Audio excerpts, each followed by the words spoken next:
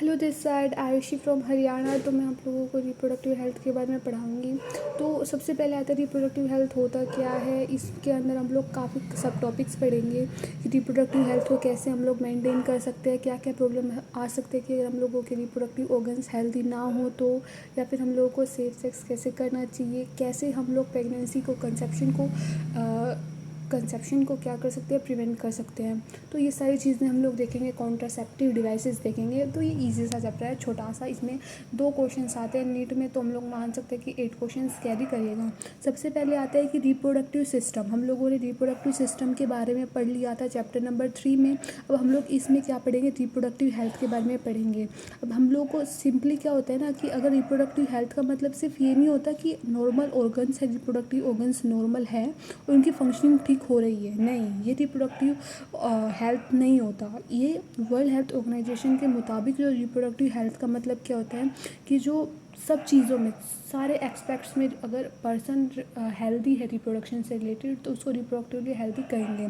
चाहे वो फिजिकल हो, मतलब उसके जो रिप्रोडक्टिव ऑर्गन्स है वो देखने में बिल्कुल ठीक लग रहे हैं। इमोशनली मतलब वो जैसे कहते हैं ना सेक्सुअली वो इमोशनली स्टेबल है। बिहेवियरली मतलब होता है ना कई पर्सन्स वगैरह वो जो होता है कि रिप्रोडक्टिवली वो मतलब बिहेवियर में अच्छे नहीं होते, तो उसको भी हम लोगों को मतलब, और सोशली कि वो किस तरीके से रिप्रोडक्शन वगैरह को डील कर रहे हैं। तो हम लोग कह सकते हैं कि जेफर जो सोसाइटी जिसमें पीपल के रिप्रोडक्टिव ऑर्गन्स देखने में ठीक हो, फंक्शनिंग ठीक हो, और वो पूरी तरीके से इमोशनल बिहेवियरली इंटरेक्ट करता है लोगों से सेक्स रिलेटेड एक्सपेक्ट्स को लेकर, तो उसको हम लोग रिप्रोडक्टिवली हेल्दी कहेंगे। अब हम लोग की जो कंट्री में, हम लोगों की इंडिया थी फर्स्ट कंट्री थी पूरे वर्ल्ड में जिसने प्लान्स और प्रोग्राम्स बनाए थे नेशनल लेवल पर रिप्रोडक्टिव हेल्थ को अटेंड करने के लिए। अब जो प्रोग्राम्स जो बनाए थे ना, ये हम लोगों के किस नाम से फेमस हुए थे, फैमिली प्लानिंग के नाम से फेमस हुए थे। ओवर इनिशिएटेड इन 1951 में, इनिशिएट कब हुए थे, 1951 में हुए थे। And were periodically assessed over the past decades, मतलब कि इनको पास्ट डिकेट से काफ़ी ज़्यादा ये पॉपुलर हो रहे थे। अब देखो, जैसे कि कुछ प्रोग्राम्स चलाए गए हैं तो उनमें टाइम टू टाइम क्या इम्प्रूवमेंट रिक्वायर्ड होती है, तो इसमें भी टाइम टू टाइम इम्प्रूवमेंट होते होते इसका नेम जो था वो चेंज करके क्या रख दिया गया था, reproductive and child health care programme रख दिया गया था। तो ये भी हम लोग का नीट में आता है क्वेश्चन कि RCH का फुल फॉर्म। अब इसका क्या हम लोग का रोल था, लोगों को इन्फॉर्मेशन देना कि कैसे कैसे जो होता है हम लोगों का रिप्रोडक्टिव हेल्थ को हम लोग क्या कर सकते हैं, अटेन कर सकते हैं, कैसे सेक्सुअली हम लोगों की लाइफ है वो इन्हांस हो सकती है, कैसे हम लोग STDs से बच सकते हैं या फिर कंसेप्शन वगैरह से भी बच सकते हैं इन्होंने। तो अब इस वाली टर्म में पता है क्या है, छोटा सा है, बिल्कुल छोटा सा। क्या बता रखा है कि हम लोगों की जो नॉन गवर्नमेंट मतलब नॉन प्रिंटेड, मतलब हम लोगों की जो गवर्नमेंट हम लोगों की है, प्रिंट मीडिया हो गया, फ्रेंड्स हो गए, स्कूल्स वगैरह के टीचर्स हो गए, ये सारे लोग हम लोगों को सेक्स एजुकेशन प्रोवाइड करने का काम करते हैं। कई बार पता है क्या होता है कि हम लोग फ्रेंड्स वगैरह से उनको इतनी मिस इन्फॉर्मेशन कहीं ना कहीं से मिलती है, कई क्रोम वगैरह से, तो ये सारी चीज़ें उनके मतलब दिमाग वगैरह में होता है ना कि भाई गलत इन्फॉर्मेशन उनको मिलता है, जिसकी वजह से कई बार हम लोगों को प्रॉब्लम फेस करना पड़ जाता है। कि देखो, जैसे कि मैंने रिसेंटली आई हैड वॉच्ड एक वेब सीरीज़ देखा था जिसमें था कि a girl kissed a boy and she thought कि उसका पीरियड्स डिले हो गया था, तो शी माइट बिकम प्रेग्नेंट। तो ये सारी चीज़ें बच्चों के माइंड में डाल रखी है जो कि हेल्दी नहीं होती। ये सारा इसमें पैराग्राफ यही बता रखा है कि हम लोगों को, अगर देखो क्या कहा है कि with the help of audio visuals and print media government की, हम लोगों को ऑडियो विजुअल जैसे कि हम लोगों का FM रेडियोज़ वगैरह हो गया, या फिर हम लोगों की न्यूज़पेपर्स वगैरह हो गया, या फिर जो NGOs जो होते हैं ना, ये हम लोगों के काफ़ी ज़्यादा लोगों को अवेयर करने का काम करते हैं रिप्रोडक्टिव रिलेटेड एक्सपर्ट्स को लेकर। पेरेंट्स हो गया, क्लोज रिलेटिव्स हो गए, टीचर्स हो गया, फिर दोस्त वगैरह हो गए, ये भी क्या करते हैं ना, इन्फॉर्मेशन हम लोग को सेक्स रिलेटेड इन्फॉर्मेशन देने का काम करते हैं।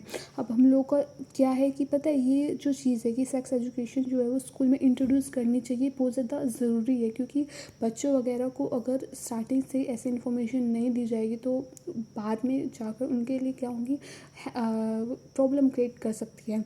तो ये सेक्स एजुकेशन स्कूल में प्रोवाइड करनी चाहिए ताकि बच्चों को इन्फॉर्मेशन हो कि क्या सेक्स रिलेटेड एक्सपर्ट्स को लेकर, और उनके दिमाग में कुछ गलत चीज़ें ना जाएँ।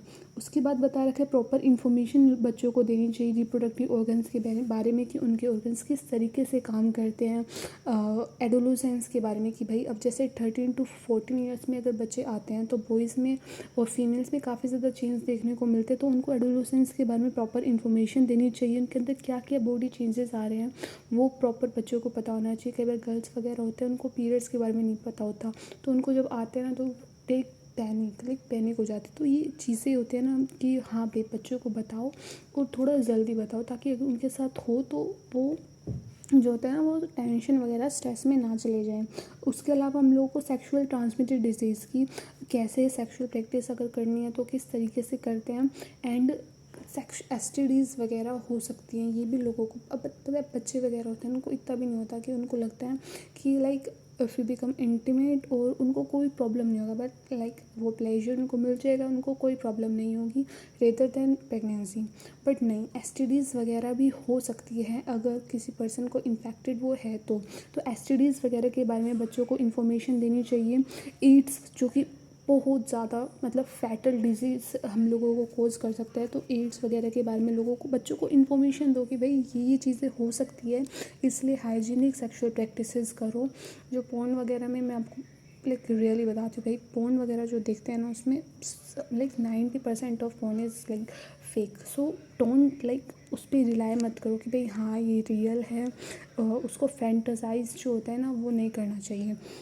उसके बाद बता रखा है कि एजुकेट करो भाई, बच्चों को एजुकेट करो, लोगों को एजुकेट करो, जो जिनकी शादी हुई है अभी अभी उनको एजुकेट करो, या फिर जो कपल्स है कि उनको कैसे ब्रेस्ट फीडिंग वगैरह इंपॉर्टेंट है बच्चे के लिए। इक्वल अपॉर्चुनिटी होनी चाहिए मेल बच्चे के लिए भी फीमेल के लिए भी, क्योंकि देखा जाता है कि भाई फीमेल्स वगैरह का फीमेल फीटिसाइड कर देते हैं ना, जन्म में ही मतलब मार देते हैं, जन्म होते ही मार देते हैं, फिर पेट के अंदर मरवा देते हैं।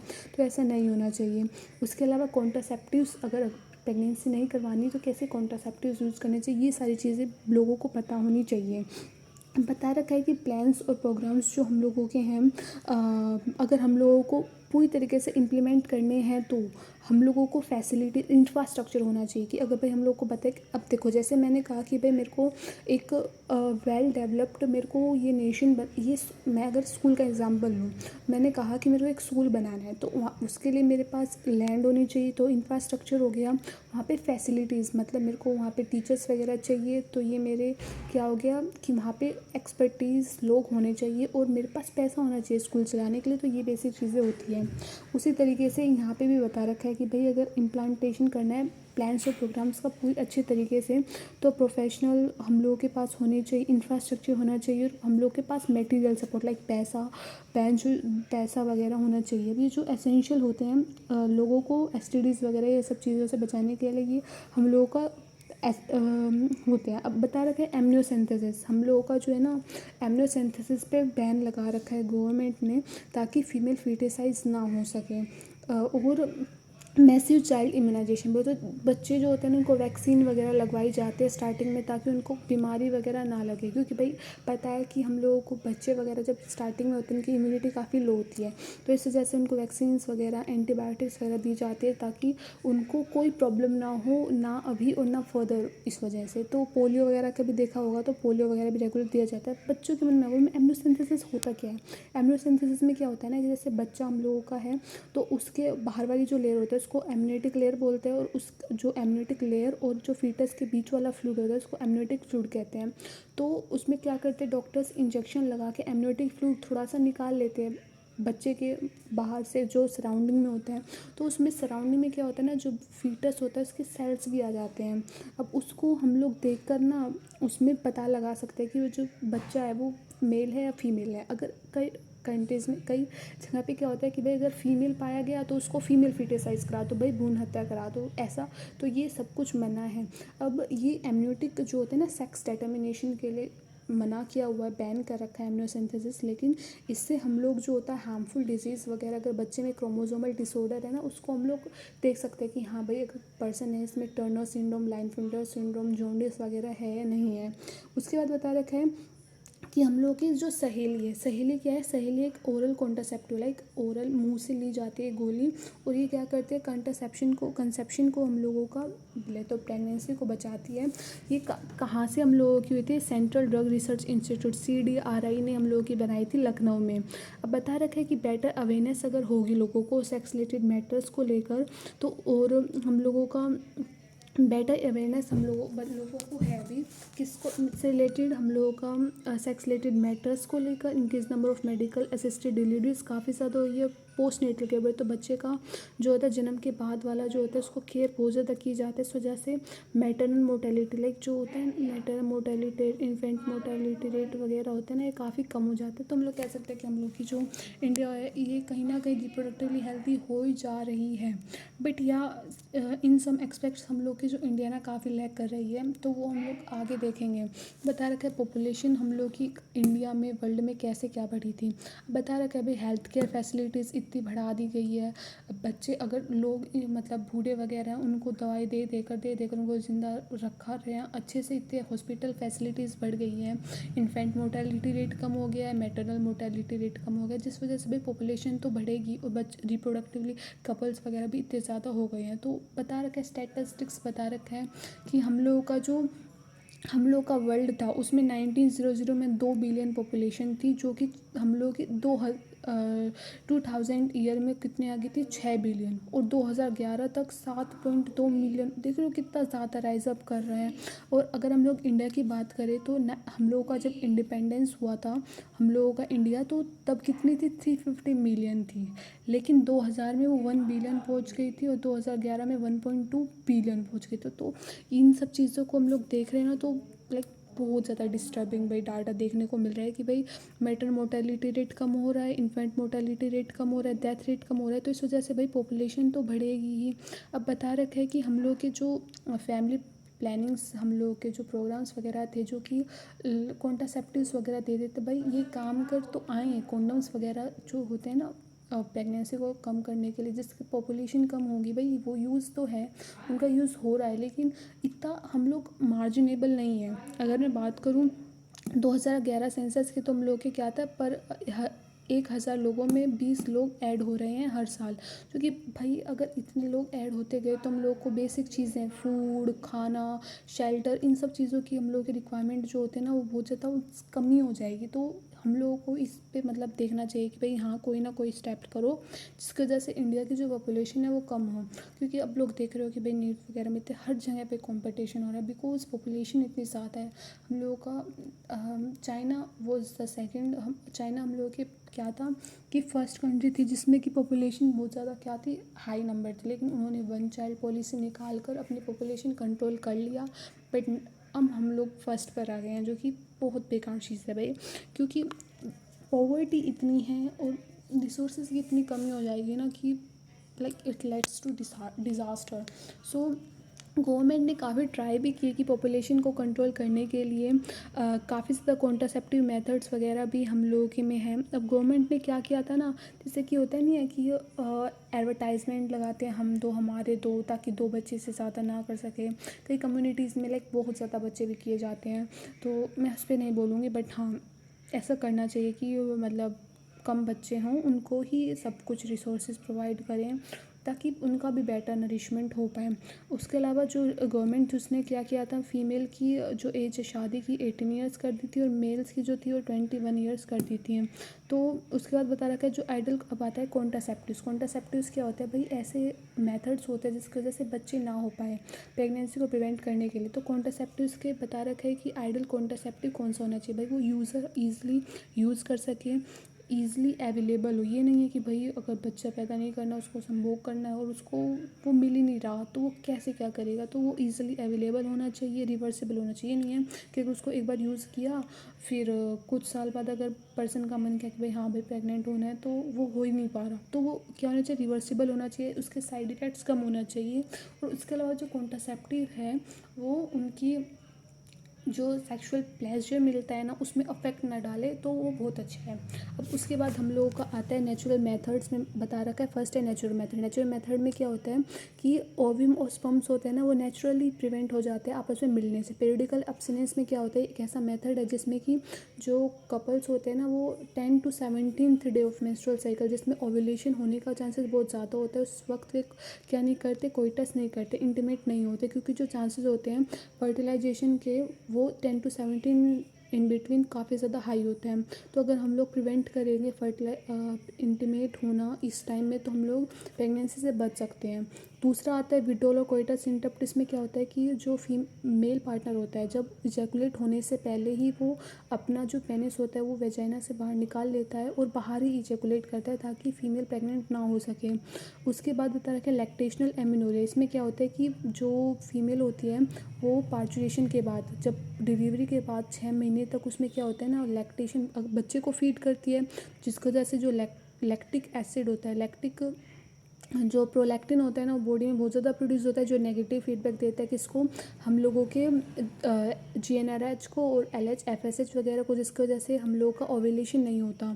तो हम लोग कह सकते हैं कि लैक्टेशनल एमिनोरिया क्या होता है, इसमें हम लोगों का भाई मेंस्ट्रुएशन नहीं हो रहा तो ओव्यूम भी रिलीज़ नहीं होगा, तो भाई 6 महीने तक आराम से करो, कोई प्रॉब्लम नहीं है, बट ये 6 महीने तक ही इफ़ेक्टिव है। उसके बाद बता रखा है कि ये जो मेथड अब ये जो तीनों के तीनों मेथड्स हैं, नेचुरल मेथड है, इसमें ना मेडिसिन यूज़ हो रही ना डिवाइस यूज़ हो रहा, तो हम कह सकते हैं कि साइड इफ़ेक्ट्स इसके बहुत कम होंगे। लेकिन इन मेथड्स का फेल होना भी, मतलब कई बार ये फेल भी हो जाते हैं, तो ये सब चीज़ें हम लोग को देखनी चाहिए। आप लोगों ने देखा होगा कि भाई जो कई 2 बच्चे होते हैं ना उनमें कई बार 1 साल का गैप होता है, तो वो इस मेथड की वजह से कि भाई लैक्टेशन बच्चों पेरेंट्स को लगा कि भाई अभी 6 महीने तक तो अगर कोई टेस्ट करेंगे बच्चा होगा ही नहीं, तो वो कर लेते हैं और कई बार वो फेल हो जाता है, जिसकी वजह से उनको बच्चा मिल जाता है। अब आता है सेकंड वाला मेथड है बैरियर मेथड। बैरियर मेथड में क्या होता है, ओव्यूम और स्पर्म्स होते हैं उनको प्रिवेंट किया जाता है फिजिकली मीटिंग से with the help of barrier. इसमें क्या होता है, बैरियर यूज़ होता है। वे जो सच मेथड्स होते हैं अवेलेबल है मेल्स के लिए भी फीमेल्स के लिए भी। कॉन्डम्स जो होते हैं वो बैरियर होते हैं जो पतली सी रबड़ के बने होते हैं या फिर लेटेक्स साइड के बने होते हैं, जो कि पेनिस को ऊपर से कवर करता है, जो पेनिस होता है उसको ऊपर से कवर करता है, या फिर सर्विक्स जो होता है फीमेल्स के अंदर उसको कवर करने के लिए यूज़ होता है, ताकि कोइटस से पहले इसको लगाया जाता है ताकि जो इजैकुलेटेड सीवन है वो बॉडी के अंदर, फीमेल बॉडी के अंदर ना जा पाए। इसकी वजह से हम लोगों का कंसेप्शन, प्रेगनेंसी प्रिवेंट किया जा सकता है। निरोध है वो एक पॉपुलर कॉन्डम का ब्रांड है मेल्स के लिए। अब जो कॉन्डम्स है ना ये अभी के टाइम में बहुत ज़्यादा रिसेंटली बहुत ज़्यादा यूज़ इनका किया जा रहा है, क्योंकि इसके काफ़ी ज़्यादा अदर बेनिफिट्स भी हैं, जैसे कि ये यूज़र्स वगैरह को STDs वगैरह से बचाता है, तो भाई यूज़ किए जाते हैं काफ़ी ज़्यादा हाई अमाउंट में।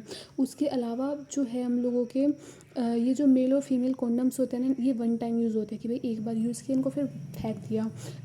खुद इनको बॉडी के खुद पेनिस के ऊपर या फिर सर्विक्स के ऊपर लगाया जा सकता है, जिसकी वजह से भाई प्राइवेसी मिल जाती है यूज़र को। अब इसमें थर्ड जो बैरियर मेथड में डायफ्राम, सर्वाइकल कैप्स और वोल्ट्स भी आते हैं, जो कि बैरियर होते हैं जो कि बने होते हैं रबड़ के, जो कि इंसर्ट किए जाते हैं फीमेल रिप्रोडक्टिव ट्रैक्ट के अंदर, सर्विक्स को कवर ये करते हैं। अब ये तीनों के तीनों जो होते हैं ना ये रीयूजेबल होते हैं कि एक बार यूज़ किया इनको पानी में, गर्म पानी में डालकर साफ़ कर लिया, स्टेरलाइज कर लिया और दोबारा यूज़ कर लिया। अब ये तीनों ना अकेले यूज़ नहीं होते, इनके साथ फोम्स, जेलीज़ या फिर स्पर्मिसाइडल क्रीम्स यूज़ किए जाते हैं इनकी इफ़ेक्टिव वैल्यू बढ़ाने के लिए, ताकि भाई कॉन्ट्रासेप्टिव एफिशिएंसी काफ़ी ज़्यादा बढ़ जाए। अब इसमें हम लोगों का क्या है, इसमें हम लोग का अनदर इफेक्टिव जो पॉपुलर मेथड है वो कौन सा है, इंट्रायूटेराइन डिवाइसेस, IUDs। ये जो डिवाइसेस होते हैं ना ये डॉक्टर्स के द्वारा, एक्सपर्ट नर्सेज के द्वारा बॉडी के अंदर डाले जाते हैं, फीमेल बॉडी के अंदर, यूट्रस के अंदर, वेजाइना के थ्रू। अब ये जो इंट्रायूटेराइन डिवाइसेस होते हैं नॉन मेडिकेटेड हो सकते हैं, जिसमें कि मतलब कि कोई हार्मोन वगैरह कुछ नहीं है, जैसे कि लिप स्लोप हो गया। कॉपर रिलीजिंग IUD कॉपर की बनी होती है, इसमें CUT, CU7, मल्टीलोड 375 इसके एग्जाम्पल है। हार्मोन रिलीजिंग IUD में क्या होता है, हार्मोन उसमें जैसे बॉडी के अंदर जाते थोड़ा थोड़ा हार्मोन रिलीज़ करता है। इसमें एग्जांपल क्या है हम लोग का, LNG-20 और प्रोजेस्टासर्ट। अब जो IUDs होते हैं ना बॉडी के अंदर क्या कर देते हैं, स्पर्म्स से फैगोसाइटोसिस करता है। बोले तो अगर स्पर्म अगर बॉडी के अंदर आ रहे हैं तो बहुत हाई अमाउंट में ऐसे सेक्रेशन करेंगे जिसकी वजह से स्पर्म्स मर जाते हैं। CU आयंस क्या करते हैं ना, स्पर्म्स की जो मोटिलिटी होती है उसको काफ़ी कम कर देते हैं। कैसे, जैसे कि हम लोग का स्पर्म है, ये हम लोग का स्पर्म है, तो स्पर्म पे CU आयन ऐसे लग कर उसकी टेल की मोटिलिटी उस पर लग जाएगा, जिसकी वजह से मोटिलिटी अपने आप कम हो जाती है। और फर्टिलाइजिंग कैपेसिटी काफ़ी कम हो जाएगी। हार्मोन रिलीजिंग आईयूडी क्या करता है, हम लोगों के यूट्रस जो होता है, हम लोगों का यूट्रस जो ये वाला होता है ना, उसको अनसूटेबल कर देता है, इम्प्लांटेशन होती ही नहीं है जिस वजह से। और ये जो सर्विक्स हॉस्टाइल होता है ना, इसको काफ़ी ज़्यादा मोटा कर देता है, जिसकी वजह से स्पर्म इसके अंदर एंटर ही नहीं कर पाता। आईयूडीज जो होते हैं हम लोग के आइडल कॉन्ट्रासेप्टिव, मतलब बिल्कुल ठीक है भाई, फीमेल्स वगैरह के लिए सबसे मस्त है। अगर फीमेल्स चाहते हैं कि भाई मेरे 2 साल 3 साल बच्चे ना हो बिना कोई कॉन्डम्स कोई और चीज़ यूज़ करे, तो वो अपने ये लगवा लो भाई, और जब बच्चे चाहिए तो इसको निकलवा लो।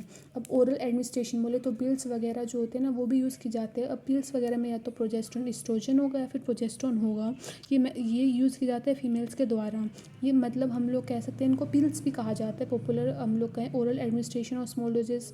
पिल्स जो होते हैं ना, डेली 21 डेज तक ली जाती है, फिर उसमें 7 दिन का ब्रेक होता है, जैसे मेंस्ट्रुअल साइकिल होगा ऐसे रिपीट करी जाते हैं तब तक जब तक फीमेल चाहते हैं कि भाई वो प्रेग्नेंट ना हो तब तक। बता रखा है जो पिल्स होते हैं वो ओव्यूलेशन भी नहीं होने देती, इम्प्लांटेशन भी नहीं होने देती, और जो सर्विक्स होता है ना उसको हॉस्टाइल कर देते हैं स्पर्म्स के लिए। अब जो पिल्स होते हैं उनके साइड इफ़ेक्ट्स बहुत ज़्यादा कम होते हैं, इस वजह से फीमेल्स इसको ज़्यादा यूज़ करती है। अब उसके बाद बता रखा है कि वंस अ वीक पिल, हम लोगों की जो सहेली है वो once a week pill test once a week pill होती है, जिसमें स्टेरॉइड बिल्कुल नहीं मिला होता, काफ़ी ज़्यादा सही होती है। एक बार यूज़ करो, हफ्ते में करो भाई, कितना करना है। उसके बाद बता रखा है प्रोजेस्टेरोन होता है, या फिर हम लोग का प्रोजेस्टेरोन एस्ट्रोजन होता है ना, वो यूज़ किए जाते हैं पिल्स के फॉर्म में भी, या फिर इंजेक्शंस लगवा लो भाई, या फिर इम्प्लांट करा लो। ये जैसे तिल्ली से है ना, ये अपने हाथों के जो होता है शोल्डर उसके पास लगवा लो, तो भी हम लोग प्रेगनेंसी से बच सकते हैं। उसके बाद बता रखा है देयर मोड ऑफ एक्शन जो होता है पिल्स के जैसा ही होता है, लेकिन इनका जो इफेक्टिव पीरियड होता है काफ़ी लंबा होता है। उसके बाद बता रखा है या तो आप लोग प्रोजेस्टेरोन एस्ट्रोजन की गोली खा लो या फिर आईयूडी लगवा लो 72 आवर्स के अंदर। अगर आप लोगों का रेप हुआ या फिर अगर आपने कोई टेस्ट कर लिया है और आप ये जो कॉन्डम्स वगैरह कुछ यूज़ करना, कॉन्ट्रासेप्टिव मेथड्स यूज़ करना भूल गए हो। उसके बाद आता है सर्जिकल मेथड में क्या होता है, सर्जरी वगैरह की जाती है जिसको स्टरलाइजेशन कहते हैं।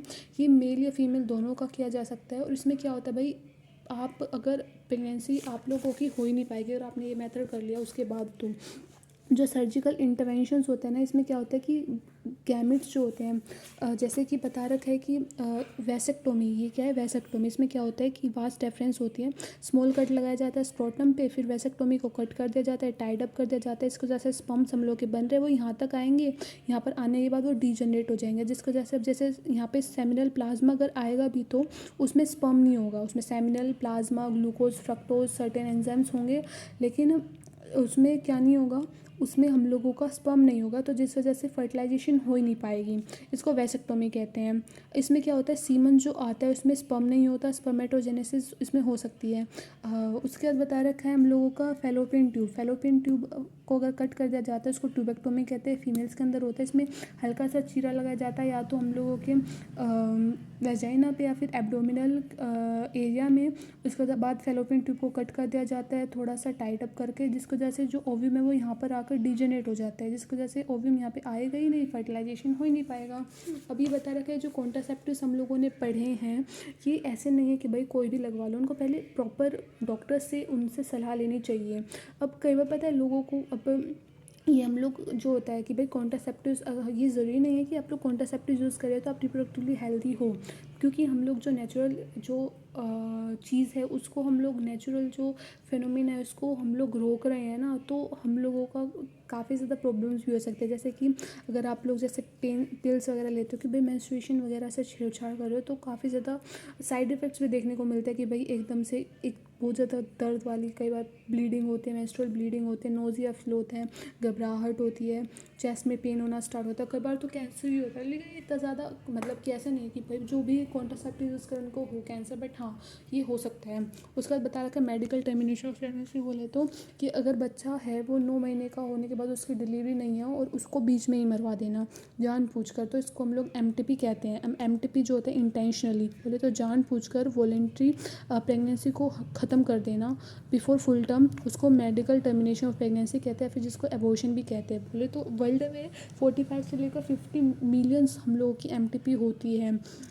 जो कि मान के चलो कि अगर 5 बच्चे अगर जन्म होना है तो उनमें से 1 मर जाएगा जन्म से पहले ही। अब एमटीपीज़ जो होते हैं कई जगहों पे ये क्या होती है, लीगल है, कई जगहों पे इलीगल भी है। हम लोग की गवर्नमेंट ऑफ इंडिया थी, उसने लीगल कर दी थी एमटीपी को 1971 में कुछ स्ट्रिक्ट कंडीशंस के साथ, ताकि इसका मिसयूज़ ना किया जाए। अब जो एमटीपीज़ होते हैं ना, ऑब्वियसली अब आता है क्वेश्चन आता है कि भाई लोग एमटीपी कराते क्यों हैं। इसका मेन आंसर क्या है कि भाई कई बार क्या होता है, प्रेगनेंसी नहीं चाहिए होती, उन्होंने कोइटस कर लिया बिना किसी कॉन्ट्रासेप्टिव यूज़ किए, या फिर उनका जो कॉन्ट्रासेप्टिव है वो फट गया, या फिर कुछ भी, अब उनको बच्चा नहीं चाहिए तो वो एबॉर्शन करा देते हैं। फिर कई बार कई केसेस में क्या होता है, रेप होता है फीमेल का, जिसकी वजह से भाई अब बच्चा ऐसे थोड़ी लेगी, तो उस वजह से उनको एमटीपी करानी पड़ती है। या फिर कई बार जो होता है प्रेगनेंसी जो होती है ना, वो बच्चे के लिए भी हार्मफुल हो सकती है और मदर के लिए भी, जिसकी वजह से एमटीपी की जाती है। अब बता रहे एमटीपीज होती है ना, रिलेटिवली सेफ़ होती है फर्स्ट टाइमेस्टर बोले तो 3 मंथ का अगर बच्चा है तो उसका एमटीपी कराएंगे ना तो कोई मतलब ज़्यादा प्रॉब्लम नहीं होगी। लेकिन अगर सेकंड टाइमेस्टर अबॉर्शन है तो काफ़ी ज़्यादा रिस्क हो सकता है, क्योंकि जो बच्चा है ना वो बॉडी से बहुत ज़्यादा बड़ा हो गया है साइज़ में, और वो प्लेसेंटा से बन चुका है, तो तब हम लोगों को काफ़ी प्रॉब्लम्स हो सकते हैं। और कई पता है क्या होता है ना, एमटीपीज़ वगैरह जो होते हैं ना, कई बार इलीगली बोले तो अनक्वालिफाइड डॉक्टर्स के द्वारा की जाती है, जो कि अनसेफ तो है ही, और फीमेल्स वगैरह को इतनी काफ़ी प्रॉब्लम्स हो सकती हैं। और कई बार तो कई केसेस में ये भी हो सकता है कि अगर एक बार एमटीपी करा लिया अपनी मिस हैपनिंग्स की वजह से, तो कई बार फीमेल्स दोबारा से प्रेग्नेंट भी नहीं हो सकती। तो ये प्रैक्टिसेस वगैरह है, लोगों को पहले सोचना चाहिए क्या है क्या नहीं, फिर करना चाहिए। सेक्सुअल ट्रांसमिटेड इन्फेक्शंस क्या होते हैं, ये इन्फेक्शंस होते हैं कि अगर आप लोगों ने शारीरिक संबंध बनाया है और अगर कोई पर्सन है वो इन्फेक्टेड है तो आपको भी हो सकता है। तो बता रखे जो इन्फेक्शन या डिजीज़ जो कि आप लोगों को होते हैं सेक्सुअल इंटरकोर्स करने के बाद, अब ज़रूरी नहीं है कि हर किसी को हो, अगर एक पर्सन इन्फेक्टेड है तो दूसरे को होगी, तो एक का इन्फेक्टेड होना ज़रूरी है। तो इसको हम लोग सेक्सुअली ट्रांसमिटेड इन्फेक्शंस कह सकते हैं, वर्नल डिजीज़ कह सकते हैं, रिप्रोडक्टिव ट्रैक इन्फेक्शन कह सकते हैं। गोनोरिया हो गया जो कि हम लोगों का बैक्टीरिया के द्वारा निस्री गोनोरिया के थ्रू हम लोग को होता है। सिफिलिस हम लोगों का किसकी वजह से होता है, सिफिलिस हम लोगों का होता है ट्रोपोनिमा पैलिडम की वजह से। जेनिटल हर्पीज़, ये सारी बीमारी हम लोगों को है जो एसटीडीज़ होती है। अब इसमें सबसे जो फेमस है वो कौन सा है, एड्स है, बहुत ज़्यादा भाई बहुत ज़्यादा। इसके बारे में हम लोग ह्यूमन हेल्थ एंड डिजीज़ में पढ़ेंगे।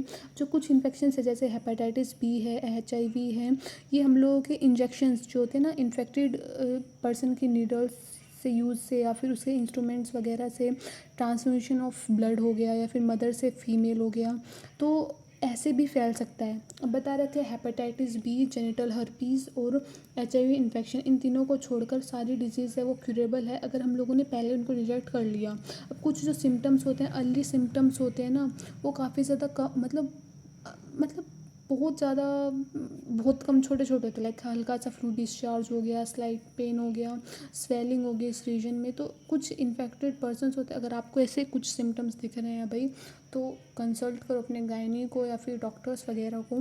तो बता रहे थे कई बार जो फीमेल होते हैं उनको तो सिम्टम्स भी नहीं दिखते, या फिर उनको बहुत कम सिम्टम्स दिखते हैं, जिसकी वजह से वो उनको पता ही नहीं होता कि भाई हम लोगों को इन्फेक्शन है, और बाद में उनको प्रॉब्लम हो सकती है। बाद में प्रॉब्लम्स हो सकते हैं, जैसे उनको बच्चा नहीं हो पाए कई बार, या फिर प्रेगनेंसी है वो यूट्रस की जगह कहीं और हो गई, पेल्विक इन्फ्लेमेशन हो गया जिसकी वजह से बच्चा है वो फर्टिलिटी नहीं हो पाए। तो ये जो इंसिडेंट्स वगैरह है ना, ये हो सकते हैं। तो हम लोग को पता है कि अर्ली डिटेक्शन अगर अर्ली डिटेक्शन अगर हो गया है ना, तो डॉक्टर के पास जाके पूरी तरीके से ठीक करा लो। बता रखे जो इंसिडेंट्स होते हैं ना, ये 15 से 24 ईयर्स की एज ग्रुप के पर्सनस को होता है। बच्चे कहीं में हम लोगों को भी हो सकता है नहीं। अब अगर आप लोग अगर करते हो, अगर आप लोगों को पहले तो इंश्योर करना चाहिए कि सेक्स अगर अननोन पार्टनर है उसके साथ सेक्स मत करो, हमेशा कॉन्डम्स यूज़ करो कोइटस के वक्त। और अगर आपको डाउट है कि भाई हाँ मैं इन्फेक्टेड हो सकती हूँ, तो आपको डॉक्टर के पास ज़रूर विजिट करना चाहिए। बात है इनफर्टिलिटी कि बहुत ज़्यादा हम लोग के वर्ल्ड में क्या है कि पीपल वगैरह है भाई, वो कुछ मेथड भी यूज़ नहीं कर रहे, कॉन्ट्रासेप्टिव मेथड्स भी यूज़ नहीं कर रहे, वो सेक्सुअली एक्टिव हैं 2 साल से 3 साल से, फिर भी उनको बच्चे पैदा नहीं हो रहे, तो उसको इनफर्टिलिटी कहते हैं। फिर जो इनफर्टिलिटी होते हैं ना, काफ़ी ज़्यादा फैक्टर्स भी इसके लिए रिस्पॉन्सिबल होते हैं कि या तो कोई पर्सन है वो डिजीज़ उसको है, ड्रग्स है लेता है वो, या फिर इम्यूनिटी उसकी इतनी कम है, या फिर हम लोग के इंडिया में पता है क्या होता है कि फीमेल्स को ब्लेम किया जाता है कि भाई इन कपल्स को बच्चा नहीं हो रहा तो फीमेल में ज़रूर कोई ना कोई गड़बड़ होगी। नहीं, लेकिन कई बार ये जो पार्टनर जो प्रॉब्लम होते हैं ना वो मेल पार्टनर के अंदर होते हैं। कई जो इनफर्टिलिटी क्लिनिक्स होते हैं वो हेल्प करते हैं इन बच्चों को, इन कपल्स को बच्चे करने में। अब कई हम लोगों का कई अगर उन भी केसेस में भी अगर बच्चा नहीं हो पा रहा तो असिस्टेड रिप्रोडक्टिव टेक्नोलॉजीज़ यूज़ की जाती है, आर्ट यूज़ की जाती है। फर्स्ट है इन विट्रो फर्टिलाइजेशन, बोले तो ओव्यूम लो बाहर बॉडी के अंदर से ओव्यूम लो, फीमेल की बॉडी से, मेल की बॉडी से स्पर्म लो, उसको बाहर ट्यूब के अंदर एक ऐसे सूटेबल इन्वायरमेंट में रखो जैसा कि फीमेल बॉडी के अंदर होता है। उनको क्या करो, फर्टिलाइज्ड होने दो। जैसे 8 सेल, अगर 8 सेल का जाइगोट बन गया है ना, मोरूला जिसको हम लोग कहते हैं, 8 सेल का जाइगोट बन गया है तो उसको फैलोपियन ट्यूब के अंदर डालोगे तो जाइगोट इंट्रा फैलोपियन ट्रांसफ़र हम लोग बोलते हैं, जाइगोट इंट्रा फैलोपियन ट्रांसफ़र। और एम्ब्रो 8 एम्ब्रो से 8 प्लास्टोमर से ज़्यादा अगर बन गया है तो उसको यूट्रस के अंदर डाला जाता है, जिसको इंट्रा यूटराइन ट्रांसफ़र हम लोग कहते हैं। तो इससे उसके बाद बच्चा नॉर्मली ग्रो करेगा। अब दूसरा केस क्या है, embryo formed by in vivo fertilisation, कि हम लोगों का जो बच्चा है वो बॉडी के अंदर, फीमेल बॉडी के अंदर ही बन रहा है। जैसे एम्ब्रो बन गया हम लोगों का 8 का 16 सेल्स वगैरह का, उसके बाद उसको निकालो बॉडी के अंदर से और उसके अंदर डाल दो फीमेल के अंदर, जो कि बच्चा मतलब कि जिसको बच्चा चाहिए। उसके बाद आता है ट्रांसफ़र ऑफ ओव्यूम। अगर जैसे कोई फीमेल है उसके अंदर क्या है, वो ओव्यूम नहीं प्रोड्यूस कर पा रही, तो एक हेल्दी फीमेल के फैलोपियन ट्यूब से ओव्यूम, उसमें ओवरी से ओव्यूम लो और उस फीमेल बॉडी के अंदर डाल दो, जिसके बाद हम लोग का वो फर्टिलाइजेशन करेगी और कॉपुलेशन करेगी, स्पर्म उसमें आकर नेचुरली फिर क्या हो जाएगा, फर्टिलाइजेशन हो पाएगी। उसके बाद हम लोग का आता है इंट्रासाइटोप्लाज्मिक स्पर्म इंजेक्शन। इसमें क्या होता है कि जो स्पर्म होता है, ओव्यूम होता है ना, उसको बाहर बॉडी के बाहर ही स्पर्म से डायरेक्टली क्या करा दिया जाता है, डायरेक्टली इंजेक्ट कर दिया जाता है, जिसकी वजह से हम लोग का डायरेक्ट फर्टिलाइजेशन हो पाएगी। अब जो ये जो होती है ना इंट्रासाइटोप्लाज्मिक स्पर्म इंजेक्शन, उस केस में लगाया जाता है जब जो स्पर्म होता है ना वो बहुत ज़्यादा वीक होता है। उसके बाद आता है आर्टिफिशियल इंसेमिनेशन। क्या होता है ये तब हम लोग डॉक्टर्स करते हैं जब जो मेल है या तो वो इजैकुलेट, मतलब या तो उसका इरेक्शन अच्छे से नहीं हो पा रहा है या फिर उसका स्पर्म काउंट बहुत कम है। तो उसमें क्या किया जाता है कि स्पर्म्स वगैरह को एक उसमें बोतल वगैरह मतलब इंजेक्शन भरकर उसको यूट्रस के अंदर डाला जाता है एक इंजेक्शन वगैरह से, जिसकी वजह से स्पर्म्स वगैरह है वो बहुत ज़्यादा मतलब हाई अमाउंट में ओव्यूम के पास पहुँचे ताकि फर्टिलाइजेशन हो पाए, जिसको इंट्रा यूटराइन इंसेमिनेशन कहते हैं। बोले तो यूट्रस में इंसेमिनेट करना। तो ऑप्शंस बहुत ज़्यादा है, लेकिन जो हम लोग सजेस्ट करेंगे वो क्या है कभी कि जो होते हैं अनाथ बच्चे हैं उनको अडॉप्ट कर लो, क्योंकि उनको भी प्यार चाहिए जो कि आप दे सकते हो। सो हो गया अभी चैप्टर।